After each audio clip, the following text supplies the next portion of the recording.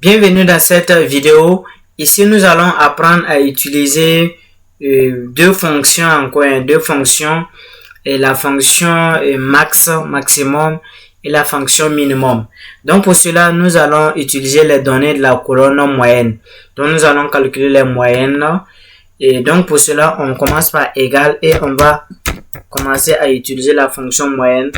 On prend moyenne, on va sélectionner les notes de Georges de mathématiques et informatique.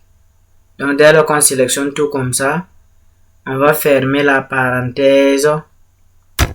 Si on ferme la parenthèse, on va taper entrée. J'espère que je ne me suis pas trompé. Hein. Ok, on va taper entrée, on va voir la valeur qui sort. Ok, 11, ok, 13, moyenne tableau 1, arrobas, maths, informatique. Ok, je vais réeffacer tous les données là pour vérifier quelque chose parce que j'ai pas confiance. Donc, je vais tout effacer et reprendre quelque chose. Voilà. Donc, on commence par égal. On va mettre moyenne. On va prendre la moyenne. On va aller sélectionner ici d'abord. Ok, c'est bon, maths. C'est bon, de maths à informatique. Ok, je ferme la parenthèse, je fais entrer. Ça m'a donné automatiquement la moyenne des autres jusqu'à Richard ici. Donc, voici mes moyennes. Maintenant, moi, je veux connaître la plus forte moyenne. Donc, au lieu de chercher peut-être un distinguer quelle est la plus forte moyenne, il y a une fonction sur Excel qui permet de faire ça. Donc, je veux que la plus forte moyenne, là, il indique c'est ici. Donc, je commence par égal. La fonction en question qu'on va utiliser, c'est la fonction max, maximum. Donc, on double-clique. Donc, il me demande de sélectionner l'ensemble des éléments concernés. Donc, je vais venir sélectionner toutes les moyennes. Et je vais fermer la parenthèse. Et je tape Entrée. Donc, ici, il me dit que la plus forte moyenne, c'est 15,2. Et voici ça. Donc, c'est H-Mikaï. Donc, voici 15,2, la plus forte. Je vais aussi faire la même chose pour la plus petite moyenne. Donc, égal. À ce moment, ça va être mini.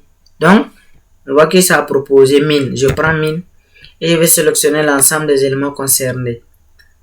Et je vais fermer. Je fais entrer. Donc, la plus faible moyenne, c'est 8,6. Et voici c'est ici, 8,6. Quand même, c'est le seul même qui n'a pas eu la moyenne, je pense.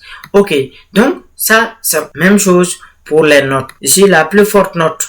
Donc, on va égal. Et puis, on va mettre max. Et on va double-cliquer. Maintenant, ici, j'ai mis la plus forte note. J'ai pas précisé des matières. Donc, en réalité, toutes les matières combinées là. Quelle est la plus forte note? Donc, je vais sélectionner toutes les notes sauf moyenne. Et je ferme la parenthèse. Et je fais entrer. Donc, la plus forte note, c'est 19. Et si on regarde ici, c'est celui-ci. Donc, il y a ça ici, il y a ça ici. C'est 2 fois seulement. Il n'y a pas plus forte note que ça. Donc, on va chercher la plus petite note, mini. Donc, on va prendre minimum. On va sélectionner l'ensemble des notes. Je vais fermer la parenthèse. Je fais entrer. Donc, la note minimale, là, c'est 2. Donc, ici, je vois que j'ai 2. Donc, 2, là, il est où? Repérez-le pour moi. Ok. Donc, la plus faible note, c'est 2 sur 20. Donc, et voici comment on fait pour trouver la plus forte note, la plus faible note. Au fait, et même si c'est en termes de vente, c'est le même principe. C'est même fonction min, maximum, minimum qu'on utilise. Donc, voici un peu ce que je voulais ajouter et montrer dans cette vidéo. Merci, abonnez-vous, likez, partagez, commentez. Merci et à la prochaine.